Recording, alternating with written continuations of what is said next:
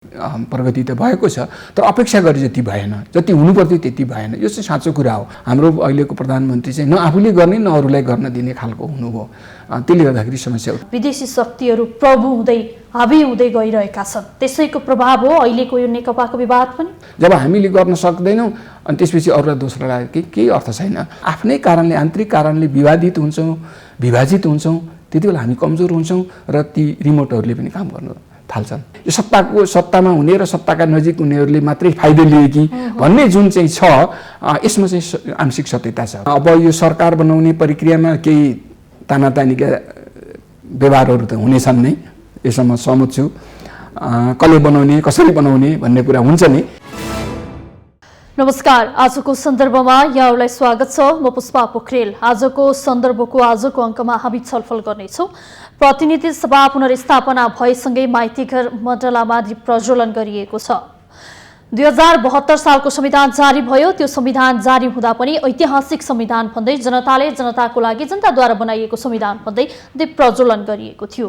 यो बीचमा फेरि नेकपाले सत्ता सरकारको बागडोर सम्हालेको थियो र 2.5 वर्षकै अवधिमा यति धेरै आन्तरिक किचलो भयो कि नेकपा भित्रैबाट दुई खेमामा विभाजन हुनुपर्ने अवस्थाले सर्वोच्चसम्म मुद्दा पुग्नु पर्यो र सर्वोच्चको निर्णय पर्खिएसँगै सर्वोच्चले प्रतिनिधि सभा पुनर्स्थापना गरेपछि दीप प्रज्वलन गरिएको छ।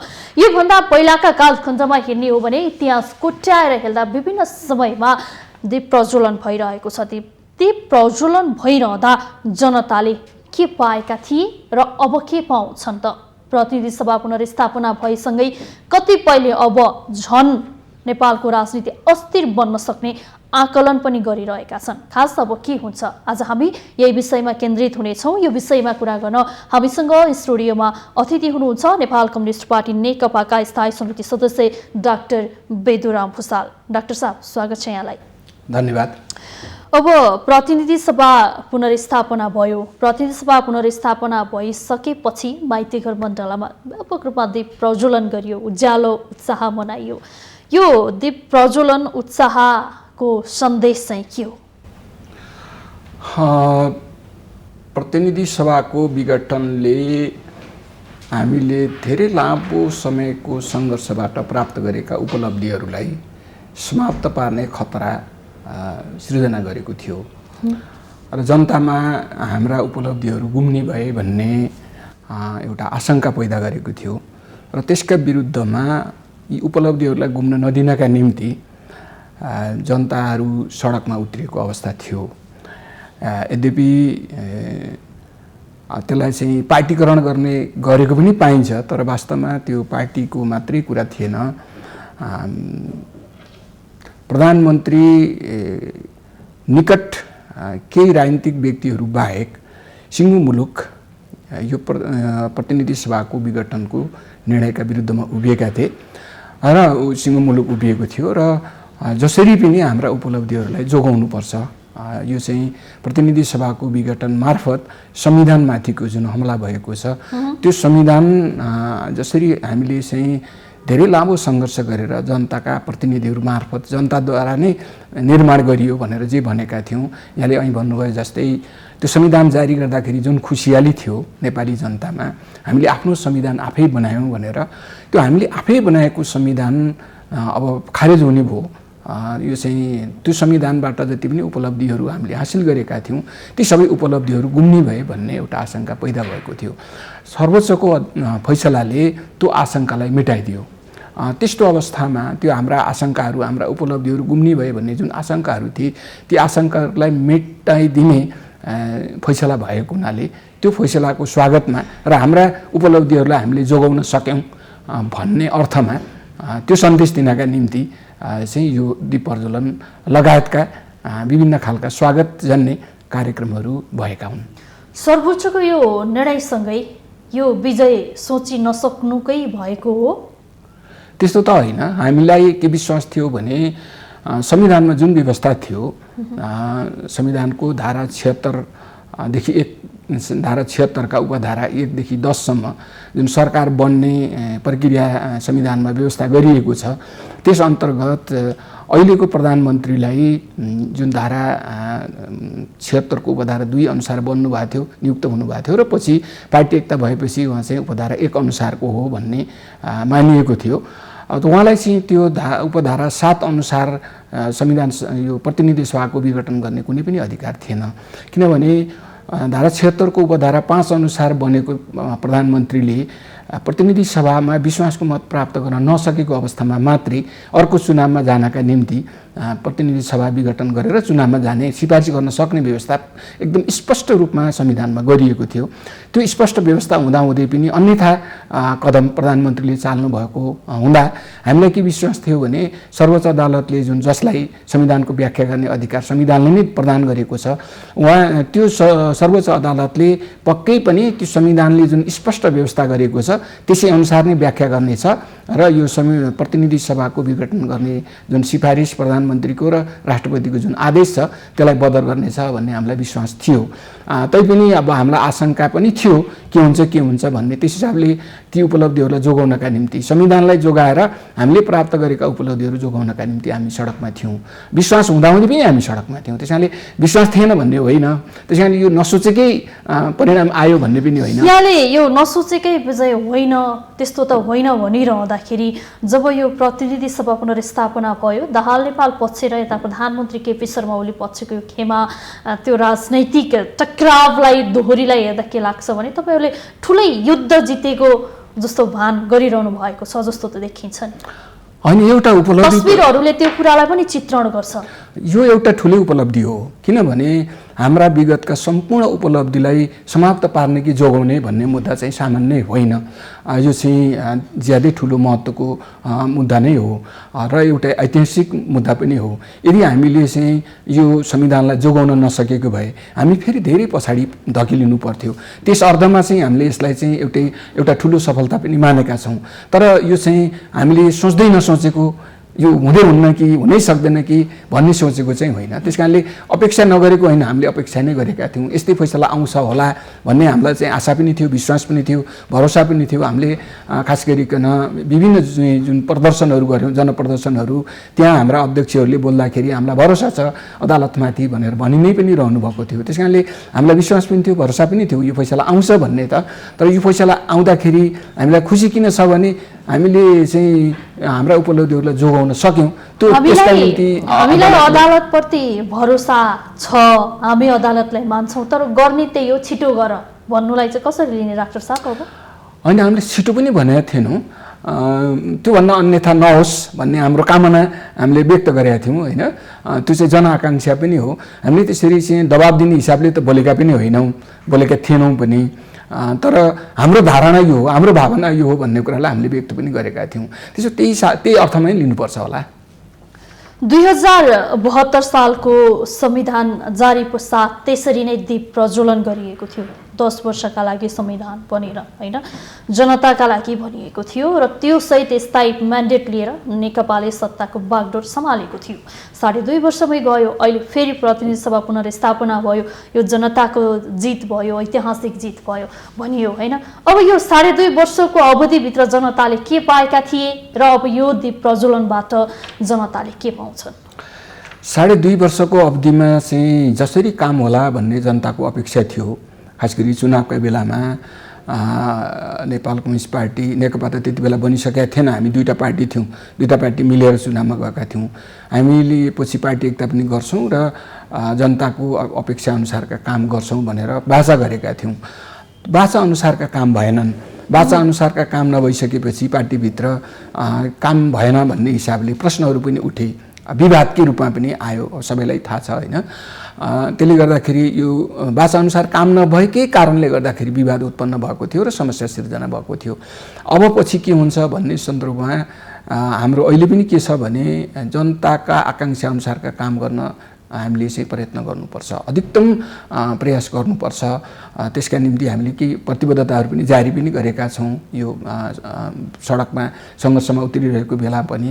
यसपछि पनि हामीले अलि भ्याएका छैनौँ। एउटा हाम्रो चाहिँ नयाँ प्रतिबद्धता चाहिन्छ जनताका सामु। हामीले चाहिँ हाम्रा के हुन्, हामी के गर्न चाहन्छौँ भन्ने कुरा चाहिँ भन्नुपर्छ भनेर त्यसका सन्दर्भमा तयारी पनि गर्दैछौँ। र अहिलेको हाम्रो चाहिँ सामान्य सोचाइ के हो भने यो बाँकी 2-2.5 वर्ष जुन छ, 2.5 वर्ष खास गरिकन यो अवधिमा केही न केही जनताको जीवनमा परिवर्तन देखिने खालका काम चाहिँ गर्नुपर्छ। त्यसका निम्ति हामीले प्रयास गर्नुपर्छ भन्ने छ। परिवर्तन र प्रयास भनिरहँदा जति प्रज्वलन गरिरहे पनि जनताको मुहारमा उज्यालो त कहिले पनि छैन नि। ठिकै हो, यहाँले भन्नुभएको चाहे जति चाहिँ छाएन, साउँदै छाएन, केही पनि भएन भन्न त अलि सकिँदैन होला। किनभने अब हामीले अलिकति पछाडि फर्केर हेऱ्यौँ भने केही न केही प्रगति त भएको छ, तर अपेक्षा गरे जति भएन, जति हुनुपर्थ्यो त्यति भएन। यो चाहिँ साँचो कुरा हो। जुन खालको गुनासो जनताबाट आइरहेको छ, विभिन्न क्षेत्रबाट आइरहेको छ, मिडियाकै क्षेत्रबाट पनि आइरहेको छ, सबैतिर हेर्दाखेरि र हामीले आफै पनि बुझ्दाखेरि चाहिँ जति अपेक्षा गरिएको थियो त्यति उपलब्धि भएको छैन, त्यति काम चाहिँ भएको छैन। यो साँचो कुरा हो। त्यो नभएकै कारणले हाम्रो पार्टीभित्र विवाद पनि उत्पन्न भएको। काम भएन। प्रधानमन्त्री तपाईँले चाहिँ जे भाषा हामीले गरेका थियौँ त्यसअनुसार काम गर्न सक्नु भएन। कि त काम गर्नुहोस् कि त अरूलाई काम गर्ने ठाउँ दिनुहोस् भनेर हामीले भने हो। तर हाम्रो अहिलेको प्रधानमन्त्री चाहिँ न आफूले गर्ने न अरूलाई गर्न दिने खालको हुनुभयो। त्यसले गर्दाखेरि समस्या उत्पन्न। प्रधानमन्त्री त एउटा हुन्छ, उसलाई सहज तरिकाले काम गर्ने वातावरण गराइदिने त पार्टीभित्रबाट होइन र? उहाँ चाहिँ हाम्रो प्रधानमन्त्री मात्रै हुनुहुन्न, उहाँ चाहिँ पार्टीको अध्यक्ष पनि हुनुहुन्थ्यो होइन। पार्टीको अध्यक्षको हैसियतले पार्टी शक्तिलाई परिचालन गर्ने दायित्व उहाँकै हो। त्यो क्षमता त उहाँले नै देखाउनु पर्थ्यो। तर सरकार चलाउने प्रधानमन्त्रीले अर्को पार्टी चलाउने त अर्को कार्यकारी अध्यक्ष पुष्पकमल दाहाल प्रचण्ड हुनुहुन्थ्यो नि होइन? त्यो चाहिँ पछिल्लो कालमा आएर मात्रै हामीले भन्यौँ, गत भदौमा मात्रै हामीले भनेका थियौँ। जुन कुरा लागू नगरेका कारणले फेरि समस्या उत्पन्न भयो र आजको स्थिति पैदा भयो। र यो स्थिति पैदा हुनुमा मूल जिम्मा चाहिँ अहिलेको प्रधानमन्त्रीकै हो। 2007 सालको दिल्ली सम्झौता, 12 बुँदे सहमति, त्यस पश्चात बारम्बार रूपमा नेपालको राजनीतिमा विदेशी शक्तिहरू प्रभु हुँदै हावी हुँदै गइरहेका छन्। त्यसैको प्रभाव हो अहिलेको यो नेकपाको विवाद पनि? मलाई चाहिँ के लाग्छ भने हाम्रो आन्तरिक कारण चाहिँ प्रमुख हो। जहाँ पनि दुनियाँमा जुनसुकै विषयलाई हेर्नुभयो भने पनि जहाँ पनि हेर्दाखेरि के पाइन्छ भने आन्तरिक कुरो नै प्रमुख हुन्छ, प्रधान हुन्छ। बाह्य कुरो भनेको सहायक हो, गौण हो। आजको विश्व राजनीतिमा हरेक शक्तिले आफ्नो अनुकूल चाहिँ आफ्नो हित हुने गरी कहीँ पनि भूमिका निर्वाह गर्न खोज्छन्, त्यो पहल गर्छन्। आफ्नो अनुसारको होस् भनेर चाहना गर्छन् र त्यसका निम्ति पहल प्रयत्न गर्छन्। यसलाई अन्यथा ठान्न मिल्दैन। तर हामी कसरी जान्छौँ? हाम्रो मुलुकका सन्दर्भमा हाम्रा आफ्नै चाहिँ जिम्मेवारी छन् नि। हामी आफैले गर्ने हो नि त हाम्रो मुलुकको विकासको काम त। हाम्रो मुलुकलाई ठिक दिशामा अगाडि बढाउने, हाम्रा यहाँका राजनीतिक शक्तिहरूलाई, अन्य शक्तिहरूलाई मुलुकको हितका निम्ति परिचालन गर्ने भनेको त हामीले नै हो। जब हामीले गर्न सक्दैनौँ अनि त्यसपछि अरूलाई दोस्रो लाग्यो केही अर्थ छैन। म के देख्छु भने हाम्रै कारण मुख्य कारण हो, बाह्य कारण मुख्य कारण होइन।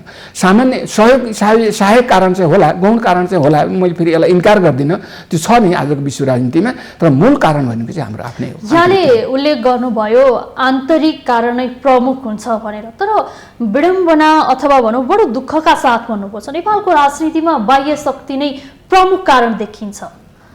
नेतृत्व त ढलिहाल्छ जब बाह्य शक्तिको यसो नगरै भन्यो त कायापलट। अब यसका विभिन्न बुझाइ हुन सक्छन्।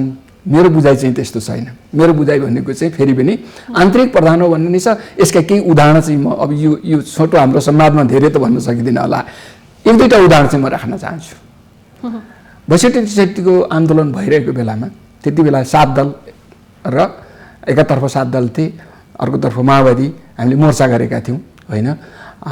अब ज्ञानेन्द्र शाहको नेतृत्वमा रहेको प्रतिगामी शक्ति थियो जसका विरुद्धमा हामी लडिरहेका थियौँ। वैशाख 8 गते आन्दोलन अगाडि बढ्दै जाँदा वैशाख 8 गते ज्ञानेन्द्र शाहले एउटा विज्ञप्ति जारी गर्नुभयो। पार्टीहरूलाई चाहिँ संवादका निम्ति आउन भनेर विज्ञप्ति जारी गर्नु। त्यो बेला सम्पूर्ण अन्तर्राष्ट्रिय शक्तिले 7 दललाई यो विज्ञप्तिलाई स्वीकार भनेर चाहिँ अनुरोध गरे। 7 दलको मिटिङ भएको ठाउँमा गएर अनुरोध गरे, तर 7 दलले मानेनन्। हामी यसलाई स्वीकार गर्न सक्दैनौँ, हाम्रो आन्दोलन अगाडि बढ्छ भनेर भने। 11 गते 3 दिनपछि ज्ञानेन्द्रले मैले जनताको नासो जनतालाई सुम्पेँ भनेर वक्तव्य दिनु पर्यो। यदि बाह्य शक्ति प्रधान हुन्थ्यो भने 8 गते सम्झौता हुन्थ्यो, हामी चाहिँ 11 मा आयौँ। त्यस्तै गरिकन हामीले जब संविधान बनायौँ, संविधान जारी नगर भनेर हाम्रो एउटा छिमेकी मुलुकका प्रधानमन्त्रीका दूत बनेर एकजना नेता यहाँ आए र यो संविधान जारी नगर्नुहोस् भनेर दबाब दिने हिसाबले चाहिँ भूमिका निर्वाह गर्न खोजे, भूमिका खेल्न खोजे। तर हामीले संविधान जारी गर्यौँ। हामी यस्तो दबाबलाई स्वीकार गर्दैनौँ। हाम्रो संविधान जुन हामीले बनाएका छौँ हामी जारी गर्छौँ भने हामीले जारी गरे हो नि। यद्यपि जारी गरिसकेपछि नाकाबन्दी बेहोर्नु पर्यो। नाकाबन्दीका बेला पनि हामी जति बेला अडान लिएर बस्यौँ, सिङ्गो मुलुक एक ठाउँमा उभियो। कतिपय मान्छेहरूले चाहिँ केपी ओलीले गर्नुभएको थियो नाकाबन्दीका विरुद्धको अडान भन्छन्, म चाहिँ स्वीकार गर्न तयार छैन। उहाँले एक्लै गर्नु भएन, सिङ्गो मुलुक त्यो नाकाबन्दीका विरुद्ध उभिएको थियो। डाक्टर साहब, अब म यहाँलाई कहाँ जोड्छु भने जब राम्रो कुरा आउँछ नेतृत्वमा, जोसुकै होस् राजनैतिक वृत्तमा के हुन्छ भने राम्रो कुरा हुन्छ भने फलानाको नाम मात्रै उसले गरेको होइन सबैले गरेको हो। जब नराम्रो काम हुन्छ सबै बाइस हुने उहाँले यस्तो कदम चाल्नुभयो, फलानाले यस्तो कदम चाल्यो भने यो नराम्रो कुराको पनि एकरूपताको साथ जस लिने र राम्रो कुराको पनि एकरूपताको साथ जस लिने प्रवृत्तिको विकास किन हुँदैन नेपाली राजनीतिमा? ठिक हो, यहाँले भन्नुभएको चाहिँ राम्रो नराम्रो सबैले जिम्मेवारी लिन सक्दाखेरि राम्रो हुने कुरा हो होइन। तर हाम्रो यहाँले विडम्बना भन्नुभएको छ, म पनि त्यही शब्द नै प्रयोग गरौँला। यो एक प्रकारको विडम्बना नै छ। तर जस्ताको तस्तै विश्लेषण नगर्ने हाम्रो कमजोरी छ। राम्रो नराम्रो दुवै पक्षको मैले उहाँलाई चाहिँ मैले नेगेटिभली मात्रै भन्न खोजे होइन, खालि उहाँको मात्रै भन्ने जुन प्रसार गरिन्छ त्यो चाहिँ गलत हो। उहाँको मात्रै होइन, सिङ्गो मुलुक एक ठाउँमा उभियो। जस्तो भनौँ 7 दल चाहिँ एक ठाउँमा उभिए, त्यो 8 गतिको वक्तव्य चाहिँ स्वीकार गरिएन। यदि दलहरू विभाजित भएका हुन्थे भने अर्को स्थिति आउन सक्थ्यो। संविधान जारी गर्ने बेलामा त्यति बेला संविधान निर्माणका निम्ति जो चाहिँ संविधान सभामा थिए सबै एक ठाउँमा भए, त्यसले गर्दा संविधान जारी गरियो। त्यसपछिको एक प्रकारको संयुक्त सरकार जस्तो हाम्रो सरकार थियो, जुन सरकारको प्रधानमन्त्री केपी ओलीजी हुनुहुन्थ्यो। त्यो सम्पूर्ण शक्ति एक ठाउँमा थियो, एक ठाउँमा हामी उभियौँ र बाह्य शक्ति अथवा आन्तरिक शक्ति कसैलाई पनि हामीले चाहिँ परास्त गर्न सफल भयौँ। त जब हामी विभाजित हुन्छौँ त्यो बेला बाहिरका शक्तिहरू पनि खेल्छन्। यो त वास्तविकता हो होइन। त्यसैले राम्रो नराम्रोमा सबैका भूमिकाहरूलाई चाहिँ सन्तुलित ढङ्गले विश्लेषण गरियो नि उत्तम हो। तर यहाँ चाहिँ पूर्वाग्रह राखेर विश्लेषण गर्ने गरिन्छ, यसमा म चाहिँ सहमत छु तपाईँको विचारसँग। यहाँले भने जस्तै आन्तरिकमा तपाईँहरू कमजोर हुँदै जानुभयो, तपाईँ कमजोर भएको थाहा पायो विदेशी शक्तिले र तपाईँहरू कमजोर भएको फाइदा विदेशी शक्तिहरूले उठाए, जसको परिणाम मुलुकले र जनताले भोग्दैछन् अहिलेको। अहिले मैले उठाइसकेँ त भन्दिनँ, तर उठाउन खोज्छन्। हामी जब विभाजित हुन्छौँ त्यो चाहिँ अर्कोले, जस्तो हाम्रो सामान्य घर छिमेकी कुरा गऱ्यौँ भने पनि हाम्रो परिवारमा चाहिँ झगडा भयो, हामी चाहिँ घरभित्र झगडा गऱ्यौँ भने छिमेकीले फाइदा लिन खोज्छ नि है। त्यस्तै त हो नि राष्ट्रको मुद्दा पनि। राष्ट्रका पनि छिमेकी हुन्छन्, राष्ट्र एउटा हाम्रो घर हो भने अरू छिमेकीहरू हुन्छन्, अरू बाहिरका शक्तिहरू हुन्छन्। उनीहरूले चाहिँ हामी झगडा गरिरहेछौँ भने त हामी त स्वतः कमजोर हुन्छौँ। त्यस्तो बेलामा आफ्नो फाइदाका निम्ति उपयोग गर्न खोज्छन्। त्यो नगरौँ भन्ने कुरामा हामी चनाखो हुनुपर्ने हो। त्यसमा हाम्रा पनि कमजोरीहरू त्यहाँ त्यति बेला चाहिँ हाम्रा कमजोरीले पनि काम गर्छ। त्यो चाहिँ हुँदै आएकै छ। अलिकति बाइस भएर भनौँ, म एउटा प्रश्न गर्छु तपाईँलाई, यसले अन्यथा नलियोस्। तपाईँ लामो समयदेखि लगभग 50 वर्ष भयो राजनीतिमा हुनुहुन्छ, नेपाल कम्युनिस्ट पार्टीलाई नजिकबाट निहालिरहनु भएको छ। जहिले पनि के कुरा आउँछ भने जब नेतृत्व तहमा गइन्छ, सत्ताको बागडोर सम्हालिन्छ, सरकार सञ्चालन गर्छन्, उनीहरूको मान्छे चाहिँ यहाँ हुन्छन्, नेपालमा हुन्छन्, रिमोट चाहिँ अन्त कतै हुन्छ। यो व्यापक रूपमा विश्लेषण हुन्छ लामो समयदेखि। प्रश्न पारिदिनुहोस् न, साँच्चीकै हो यो पूर्ण रूपमा साँचो उतै हुन्छ, आंशिक रूपमा हो अथवा साँच्चै यतै हुन्छ, के हुन्छ? होइन, यहाँले जुन मेरो राजनीतिक जीवनको पनि चर्चा गर्नुभयो, 50 वर्षदेखि म यही कम्युनिस्ट आन्दोलनमै छु, अरूमा पनि होइन। म सुरुदेखि नै कम्युनिस्ट राजनीति गरेका छु र निरन्तर टिकिरहेको छु, जसका दौरानमा अनेकौँ पटक जेल परेको छु। 12.5 वर्ष त लगातारै बस्या हुँ होइन। हाम्रो अहिलेको प्रधानमन्त्रीसँगै पनि केही वर्ष हामीसँगै बस्या हुँ। अनेकौँ खालका अनुभवहरू सँगालिएको छ भनौँ न। र मेरो अनुभवको निष्कर्ष के हो भने हामी जब कमजोर हुन्छौँ अरूले खेल्छन्, हामी जब सब एकताबद्ध हुन्छौँ कसैले केही गर्न सक्दैन। विभिन्न कारणले हामी जब विभाजित हुन्छौँ त्यसपछि अरूले खेल्छ। यो रिमोट पनि कति बेला चल्छ, त्यो बाहिरको रिमोट पनि कति बेला चल्छ भने हाम्रो यहाँको ताला चाबी खुकुलो भएपछि चल्छ कि हामी जब खुकुलिन्छौँ नि हाम्रा चाहिँ नि एकताका बन्धनहरू जब चाहिँ खुकुला हुन्छन् चुडिन थाल्छन् त्यो बेलामा त्यो रिमोटले काम गर्छ। हाम्रो रिमोट बाहिर हुन्छ कि हुँदैन? होइन हाम्रो भन्दा पनि त्यो बाहिर उनीहरूकै रिमोट हो जसले चलाउँछन् हाम्रो रिमोट होइन। तर हामीले चलाउने रिमोट त्यस्तो बेलामा चल्छ जति बेला हामी यहाँ कमजोर हुन्छौँ। हामी बलियो भएका बेलामा चल्दैन। हामी बलियो हुँदा त्यो रिमोटले काम गर्दैन भनौँ न, चलाउनु त खोजिन्छ होला तर त्यस्तो रिमोटले चाहिँ कुनै पनि काम गर्दैन। तर जब हामी आफ्नै कारणले आन्तरिक कारणले विवादित हुन्छौँ विभाजित हुन्छौँ त्यति बेला हामी कमजोर हुन्छौँ र ती रिमोटहरूले पनि काम गर्न थाल्छन्। त्यो मलाई चाहिँ त्यस्तो लाग्छ, मेरो अनुभवले चाहिँ त्यो बताउँछ। 2046 सालको परिवर्तन पश्चात मुलुकमा सशस्त्र द्वन्द्व भयो, जनआन्दोलन भयो, व्यापक परिवर्तनका कुराहरू ल्याइए। 2063 को अन्तरिम संविधानले पनि संकुचित अधिकार दियो भनियो, त्यसलाई पनि परिवर्तन गरियो, संघीय लोकतान्त्रिक गणतन्त्र गयो, धर्मनिरपेक्षतामा गयो। तर यी यावत व्यवस्थाहरू परिवर्तन भएर आउँदा 46 सालको परिवर्तन पश्चात चाहिँ के देखियो भनेदेखि केही सीमित नेताहरूको परिवर्तन भयो। उनीहरू कहाँ थिए कहाँ पुगे, तर जनता हिजो जहाँ थिए त्यही छन्। यो यहाँको विश्लेषणलाई सम्पूर्ण रूपमा म चाहिँ सहमति जनाउन सक्दिनँ, किनभने मैले यही 50 वर्षले जनताको जीवन पनि हेरेको छु। म त्यस्तो मान्छे हुँ जहाँ मैले पढ्नका निम्ति सुरुमा चाहिँ धुलो माटोमा कख लेख्याउँ, धुलो माटोमा जमिनमा धुलो माटो राखेर कख लेख्याउँ। तर आज त्यो ठाउँमा मैले जहाँ त्यो लेखेको थिएँ त्यो ठाउँमा राम्रो स्कुल छ। आज त्यहाँका बच्चा बच्चीले चाहिँ त्यो राम्रै स्कुलमा पढ्छन् होइन। मैले जहाँ 6 क्लास स्कुल निर्माण गर्नका निम्ति सङ्घर्ष गरेको थिएँ। त्यो प्रारम्भिक विकास होइन। मैले भन्न खोजेको चाहिँ के हो भने प्रारम्भिकै हो, तर त्यो प्रारम्भिक पनि थिएन नि त त्यो जमानामा त। त्यसकारण के पनि भएन सुन्ने भन्नेमा चाहिँ अलि त्यसरी त्यो त्यो त्यो विश्लेषण बाहेस हुन्छ होइन, त्यस्तो त होइन होइन। अब फेरि यो विकासको प्रक्रिया भनेको चाहिँ निरन्तर हुँदै जाने प्रक्रिया पनि हो। त्यसले गर्दाखेरि जनताको जीवनमा पनि ठुल्ठुला परिवर्तन। यिनै टेलिभिजन थिएन नि हामी, मैले चाहिँ यो टेलिभिजन त यो त कति करिब 47 सालको आन्दोलनका समयतिर करिब त्यसकै सेरोफेरोमा आएको थियो होइन। त्यो आउँदाखेरि एउटा नेपाल टेलिभिजन थियो, आजको त्यो एउटा टेलिभिजन भयो होइन। खालि मैले चाहिँ केही सङ्केत मात्रै गर्न खोजेको कि विभिन्न क्षेत्रमा परिवर्तनहरू पनि भएका छन्, नभएका होइन। र यहाँले भन्नुभएको विषयलाई कहाँ जोड्नुपर्छ भने हामी कहाँ आएको परिवर्तन जुन हो त्यो चाहिँ मूलतः राजनीतिक परिवर्तन मात्रै भयो। मुख्य हेर्नुपर्ने कहाँ छ भने समाजका 4वटा पक्ष हुन्छन्।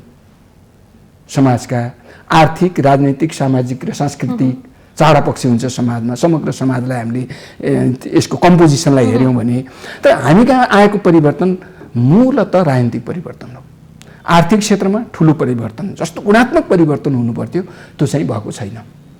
सामाजिक क्षेत्रमा सामाजिक सम्बन्धहरू जुन थियो केही न केही परिवर्तन भएका छन्। जस्तो म सानो हुँदाखेरि मेरो आमाले चाहिँ कुनै यो दलित अछुत भनिने जातिको मान्छेसँग सामान्य चाहिँ छोइएको पनि होइन, वरपरको जस्तो सम्बन्ध हुँदाखेरि पनि केही चिज त्यो जातिका मान्छेलाई दिँदाखेरि अथवा लिँदाखेरि सुनपानीले आफूलाई छर्किनुहुन्थ्यो। त्यो त अहिले पनि छ डाक्टर साहब, सिभिलको शहरमा छैन, गाउँमा त त्यो छ होला होइन। त्यसका अफिस छन् तर हिजो जति व्यापक थियो त्यस्तो छैन। र मैले भन्न खोजेकै त्यही हो कि त्यही तहमा त छैन, तर सामाजिक विभेदका सम्बन्धहरू अहिले पनि छन् होइन। यो भनेको सामाजिक क्षेत्रमा परिवर्तन आउनुपर्ने जति आएन भने। तर अब तपाईँ एउटा मान्नुहुन्छ नि विकास पनि समानान्तर रेसियोमा हुन सकेन भनेको हो। त्यही त भन्दैछु, राजनीतिक रूपमा आएको परिवर्तन अनुरूप आर्थिक, सामाजिक र सांस्कृतिक क्षेत्रमा परिवर्तन हुन सकेन। मुख्य समस्या त्यहाँ छ। हामीले जुन गर्नुपर्ने थियो, अब यहाँले कतिको अब हाम्रा पनि अभिव्यक्तिहरू बेला बखत निस्किनेलाई कतिको हेर्नु भएको छ। म त मेरो पार्टीभित्र निरन्तर रूपमा के विषय उठाइरहेको मान्छे हुँ भने हामीले आर्थिक, सामाजिक, सांस्कृतिक रूपान्तरणको अभियान चलाएनौँ भने हामीले चाहिँ खोजेको समाज बन्दै बन्दैन। हामीले जुन समाजमा परिवर्तन गरेर जस्तो खालको समाज बनाउने भनेका हौँ त्यो समतामूलक समाज बन्दै बन्दैन। यो राजनीतिक गफ गरेर मात्रै हुँदैन, राजनीतिक परिवर्तनले मात्रै हुँदैन।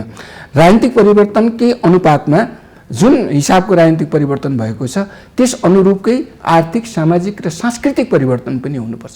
सांस्कृतिक सम्बन्धको कुरा गर्नु भने झन् अत्यन्त पछौटेपन अहिले पनि हामीसँग छ। अहिले पनि धामी बोक्सीका नाममा महिलाहरूलाई चाहिँ नि मारिरहेको अवस्था छ होइन। अहिले पनि छाउपडी प्रथा छ हाम्रो समाज है। यस्ता अनेकौँ खालका छुवाछुतको यहाँले पनि भन्नुभयो हिजोकै जस्तो छैन, मेरो बाल्यकालको जस्तो अवस्थामा छैन, तर आज पनि छुवाछुत प्रथा छ, आज पनि भेदभाव गर्ने व्यवहार छ, आज पनि उचनिच हुन्छ होइन। वर्गीय रूपमा विभेद छ, जातीय रूपमा विभेद छ, सामाजिक रूपमा विभेद छ, सांस्कृतिक रूपमा विभेद छ, धार्मिक रूपमा विभेद छ, लैङ्गिक रूपमा विभेद छ र भौगोलिक रूपमा पनि विभेद छ। नेपालमा त यो विभेदलाई मेटाउने भनेको राजनीतिक रूपमा आएको परिवर्तन अनुसारको आर्थिक सामाजिक र सांस्कृतिक परिवर्तन गरेर मात्रै हो। अब म यहाँलाई कहाँ जोड्छु भने डाक्टर साहब, यहाँले आफै पनि बताए अनुसार छुवाछुत विभेदका यावत कुराहरू छन्, राजनीतिक परिवर्तन ल्याउनुपर्छ भनिरहँदा देश संघीयतामा पनि गयो, गणतन्त्र पनि आयो होइन।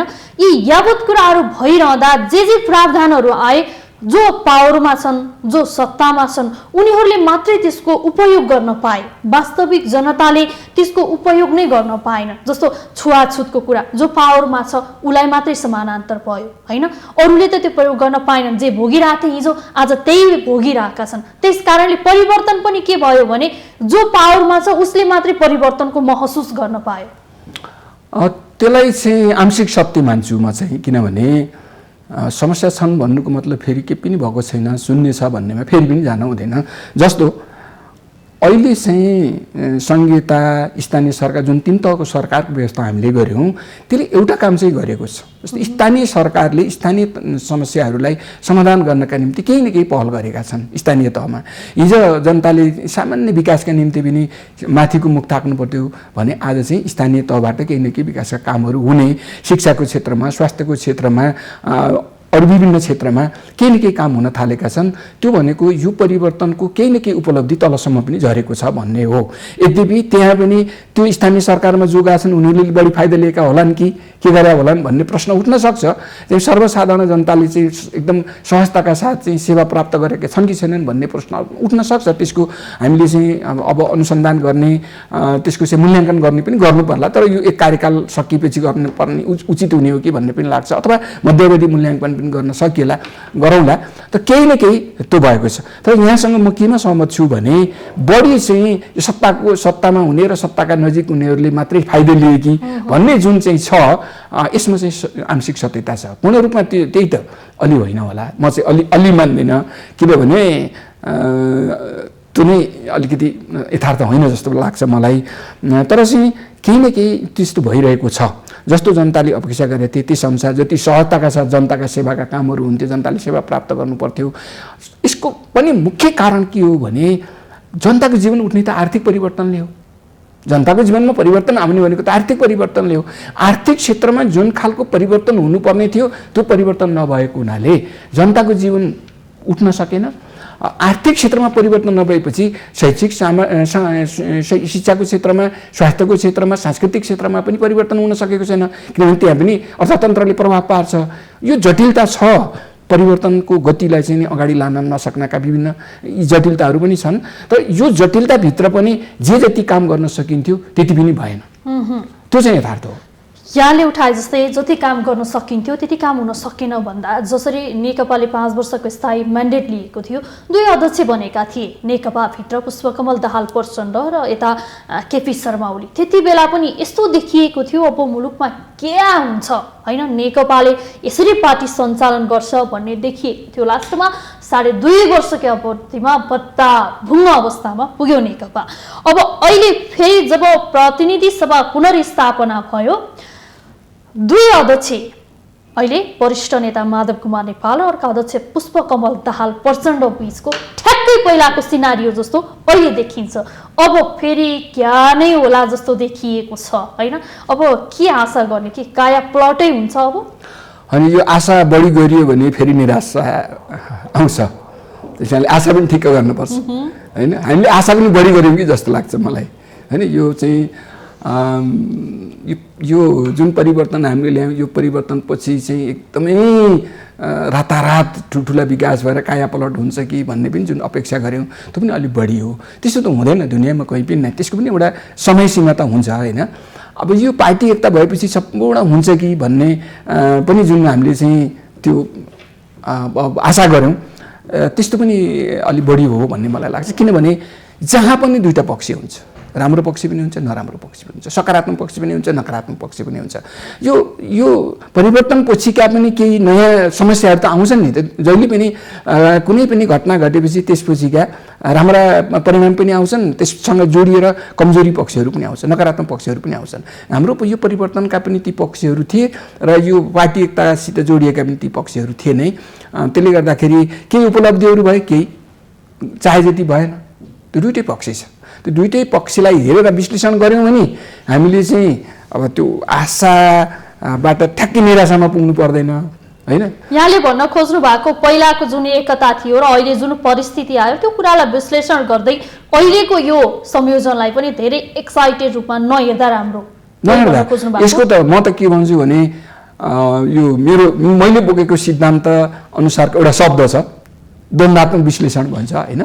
त्यो द्वन्द्वात्मक विश्लेषण भनेको के हो भने वस्तु र घटनालाई गतिशीलतामा हेर्नुपर्छ, गतिमा हेर्नुपर्छ, यी गतिशील छन् भनेर हेर्नुपर्छ र तिनीहरूभित्र दुईटा पक्ष छ भनेर हेर्नुपर्छ भन्छ कि।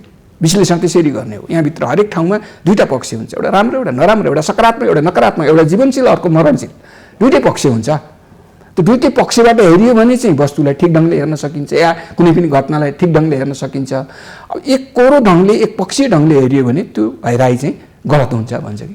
भनेपछि कतिपयको आकलन छ कि अहिले राजनीतिक वृत्तमा बाहिर पनि प्रतिनिधि सभा पुनर्स्थापना भइसकेपछि राजनीति अझ बढी अस्थिरतातर्फ धकेलिन्छ भनेर त्यो सङ्केत पनि हो।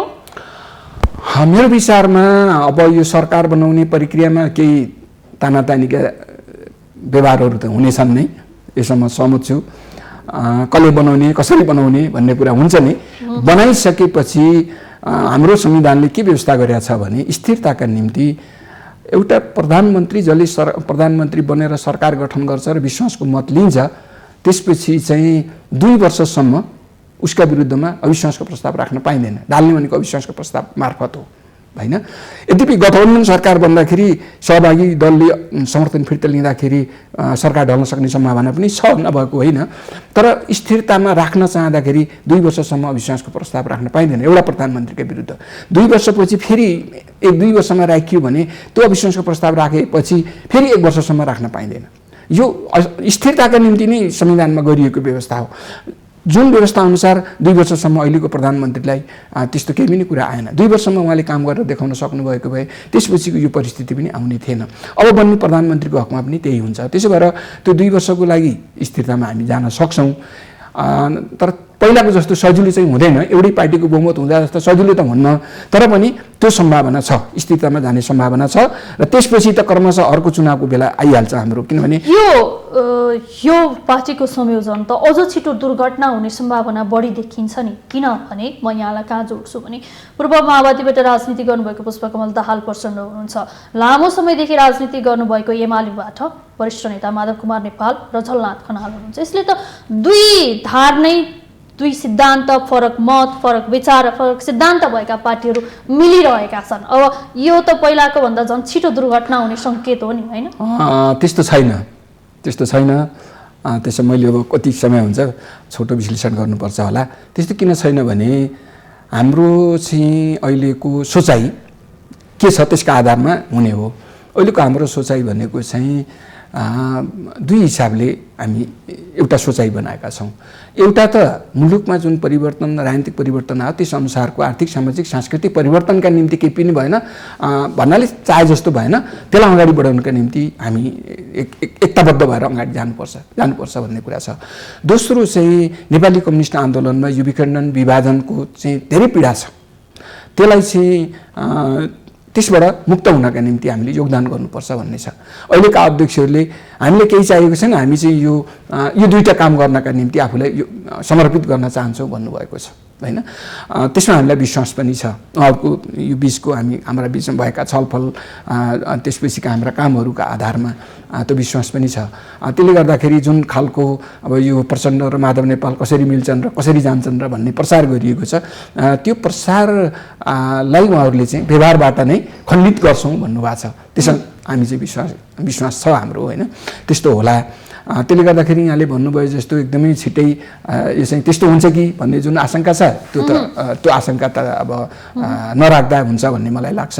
बरु के हो भने अब चाहिँ एकल पार्टीको बहुमतको सरकार नबन्ने करिब निश्चित छ। यस्तो अवस्थामा मिलेर बन्ने पार्टीहरूले कतिको समझदारीका साथ काम अगाडि बढाउँछन् भन्ने प्रश्न चाहिँ एउटा बरु चाहिँ छ भोलि। किनभने यो स्थिरताको निम्ति त राजनीतिक स्थिरताको निम्ति सरकारको स्थिरताको कुरा पनि आउँछ, होइन। हुन त नीतिगत स्थिरताको कुरा हो मुख्य कुरा भनेको, व्यक्तिको स्थिरताको भन्दा पनि यहाँ चाहिँ स्थिरतालाई व्यक्तिसँग जोडेर हेरेरै समस्या भएको हो। एउटा पार्टीको चाहिँ नीतिमा निरन्तर चल्ने सरकार हुँदा त व्यक्ति परिवर्तन भएर त फरक नपर्नुपर्ने हो नि। तर हामी कहाँ एउटा यस्तो सोचाइ आयो कि खास गरिकन अहिलेको प्रधानमन्त्री र उहाँसँग जोडिएका साथीहरूको सोचाइमा के कुरा आयो भने व्यक्ति नै कायम हुँदा मात्रै त्यो स्थिरता हुन्छ भन्ने सोचाइ आयो। त्यो चाहिँ गलत थियो, किन व्यक्ति प्रधान कुरा चाहिँ होइन, नीति प्रधान कुरा हो। नीतिमा स्थिरता हुनु पर्थ्यो, त्यो नीतिमा स्थिरताका निम्ति व्यक्ति परिवर्तन पनि हुन सक्छ भन्ने हिसाबले गएको भए यो अवस्था आउने थिएन। त्यसरी नजाँदा यो अवस्था आएको। त आउने दिनका निम्ति मलाई के लाग्छ भन्नु चाहिँ नि त्यो एउटा नीति बनाएर जानु पर्यो, जुन नीतिमा हामीले चाहिँ बाँकी जुन 2.5 वर्षको समय छ त्यो समय त्यो नीति अनुसार चलेर केही न केही जनताको पक्षमा काम गर्ने गरी जानुपर्छ भन्ने मलाई चाहिँ लाग्छ। र त्यसका निम्ति अहिलेको चाहिँ हाम्रो अध्यक्षहरू पुष्पकमल दाहाल र माधव नेपाल लगायतका नेताहरू चाहिँ त्यो सोचाइमा हुनुहुन्छ। त्यसले गर्दा त्यस हिसाबले जाला भन्ने म विश्वास गर्छु। पहिलेदेखि नै हाम्रो छिमेकी मुलुकहरू नेपाल कम्युनिस्ट पार्टी नेकपाले सत्ता नचलाओस्, कम्युनिस्ट पार्टी नेकपा नेपालमा नरहोस् भन्ने चाहना राख्ने छिमेकीहरूका लागि यो जुन विभाजन देखियो, जुन उतार चढाव देखियो, जुन टकराव देखियो, यसले त छिमेकीको एक हिसाबले जित भएको आभास मिलेको हो। अब त्यस्तो चाहना गर्नेहरूले सफलताको अनुभूति गरेका होलान्। अब ठ्याक्कै मैले त्यो आरोपै लगाउन चाहिँ चाहन्न, यहाँले गर्नुभएको आशंकालाई होला पनि भन्न मात्रै चाहन्छु, होइन। तर यसमा मलाई के लाग्छ भन्नुहुन्छ भने यो सबै हाम्रो कारणले हो। उनीहरूलाई दोष दिएर केही पनि अर्थ छैन। हामीले आफूले चाहिँ गर्न नसक्ने, आफ्नो पार्टी आफै चलाउन नसक्ने अनि अरूलाई दोष दिएर चाहिँ उम्किन मिल्दैन कि। त्यसैले कमजोरी हाम्रै हो। अझ म त किटानी गरेर भन्छु, हाम्रो पार्टी अध्यक्ष र प्रधानमन्त्री दुइटै जिम्मेवारीमा रहनुभएको नेताकै मूल कमजोरी हो। उहाँको कमजोरीले गर्दाखेरि यो स्थिति उत्पन्न भएको हो। यदि उहाँले चाहिँ पद छोडेर पनि यो आन्दोलनलाई जोगाउँछु, होइन, काम मैले गर्न सकिनँ भने अरू नेताहरूले गर्नुहोस् न त, म सघाउँछु भन्न सक्नु पर्थ्यो नि। अब स्पष्ट रूपमा प्रश्न पारिदिनुहोस् न त। अब यो एउटा बाटो त नेपालको राजनीतिले समायो, के हुन्छ भन्ने किसिममा सर्वोच्चको एउटा फैसलाले अब राजनीति स्थिर बनेर जाला अथवा थप अस्थिरतातर्फ धकेलिएला, किनभने अर्को पक्ष त असन्तुष्ट छ। मलाई त स्थिर बनेर जान्छ नै भन्ने लाग्छ, होइन। यो मैले अहिले पनि भने सरकार बनाउने सन्दर्भमा अलिअलि तानातानी हुन्छ, कसले बनाउने के गर्ने भन्ने हुन्छ नै, होइन। तानातानी दुई अध्यक्ष बीच नै होला? दुई अध्यक्ष बीच त हुँदैन। तानातानी भनेको चाहिँ अहिलेको प्रधानमन्त्रीले अरू कुनै पार्टीहरूसँग मिलेर बनाउने कि होइन, अहिले नेकपाको जुन अर्को पक्ष छ, बहुमत पक्ष छ, त्यो बहुमत पक्षले अरू कसैसँग मिलाएर सरकार बनाउने भन्नेमा हुन्छ तानातानी। यो अहिलेको नेकपाको बहुमत पक्षभित्रको तानातानी होइन। त्यसमा त हामी प्रष्टै छौँ। प्रष्टाप्रष्टि हाम्रो एउटा समझदारी छ, होइन। त्यो चाहिँ अहिले म सार्वजनिक गर्दिनँ, गर्न पनि राम्रो हुँदैन, आन्तरिक कुरा हो। हामी चाहिँ अध्यक्षहरूले प्रश्नै भनिसक्नु भएको छ। जनताले त आन्तरिक कुरा नै थाहा पाउनुपर्छ। अनि कतिपय आन्तरिक कुराहरू जनताकै हितमा पनि नभन्नु राम्रो हुन्छ। पाकेपछि भन्नुपर्छ, परिपक्व भएपछि भन्नुपर्छ। काँचो कुरा जनतामा छरेर फाइदा हुँदैन। त्यो चाहिँ अलि परिपक्व नभइसकेको विषयलाई चाहिँ बाहिर परिपक्व नहुँदै चेन्ज भइसक्छ कुरा राजनीतिमा। त्यही भएर त भन्नु हुँदैन त, परिपक्व नभइसक्दाखेरि त्यस्तो हुने खतरा भएको हुनाले। तर हाम्रो जस्तो हिजै पनि हाम्रो अध्यक्षहरूले के बोल्नु भएको छ भने हामीले लोकतन्त्र पक्षधर शक्तिहरूका बिचमा एकता गरेर अगाडि बढ्न चाहेका छौँ। त्यो शक्तिलाई एकताबद्ध गरेर नै मुलुकमा केही न केही थप प्रगतिका कामहरू गरौँ भन्ने हाम्रो चाहना छ। त्यसका निम्ति हामी सबै विषयमा खुला रूपले छलफल गर्न तयार छौँ भन्ने हिजो मात्रै पनि बोल्नु भएको छ हाम्रो अध्यक्षहरूले होइन। यो प्रतिनिधि सभाको पुनर्स्थापना पछिका अभिव्यक्तिहरू उहाँहरूका त्यसरी नै आएका छन्। विभिन्न राजनीतिक शक्तिहरूसँग छलफल कुराकानी पनि सुरु भएको छ। त्यसो भएर हाम्रो चाहिँ नेतृत्वका निम्ति छिनाझपटी गर्ने भन्ने छैन। हाम्रो अहिलेको अध्यक्षहरूमा त्यो छैन। हामी सबै हाम्रो एउटा स्पष्ट धारणा छ कि यो चाहिँ जुन सबै पार्टीहरू मिलेर लोकतन्त्रवादी शक्तिहरू मिलेर जुन संविधान बनायौँ, संविधानलाई एक समयसम्म त्यो चाहिँ मिलेरै कार्यान्वयनमा जानु पर्थ्यो। त्यो चाहिँ जान सकिएन, त्यो कमजोरी भयो, गल्ती भयो, त्यसलाई चाहिँ सच्याएर जानुपर्छ। यसको कार्यान्वयनका सन्दर्भमा फेरि पनि यो चाहिँ लोकतन्त्रवादी शक्तिहरू खास गरिकन संविधान निर्माणमा लागेका तिनै शक्तिहरू नै छन्। अहिले पनि संसदभित्र हेर्ने हो भने होइन, उनीहरूको बिचमा एउटा साझा समझदारी बनाएर अगाडि बढ्न सकियो भने कमसेकम जुन खालका गुनासाहरू आएका छन् नि, परिवर्तन त भयो, जनताले के पाए भन्ने त छ नि त, त्यसलाई चाहिँ केही न केही भयो है भन्ने बनाउन सकिन्छ कि भन्ने हिसाबले हामीले सोचाइराखेका छौँ। त्यसो भएर त्यो सोचाइबाट जाँदाखेरि हामीले त तानातानी गर्ने त्यस्तो कुरामा भनौँ न आन्तरिक रूपमा छैन।